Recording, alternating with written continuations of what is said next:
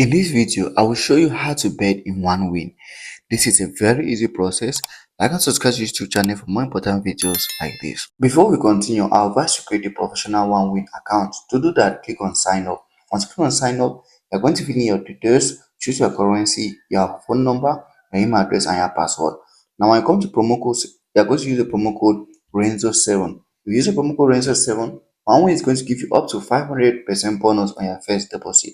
This means that if you deposit $100, you're going to receive $500 as your bonus and you can use to bet. Now, let's continue. Now, if you want to bet in one win, this is what you should do. After logging into your one win account, you come over to sports.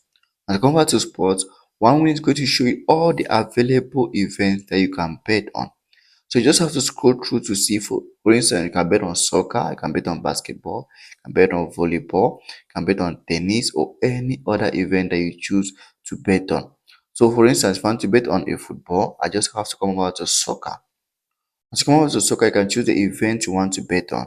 For instance, I want to bet on the USA soccer or MLS or something else. Alright, so you come over to MLS and I choose the event I want to bet on. For instance, I want to bet on this event and I'm betting on these people to win. So I just click on that and go ahead.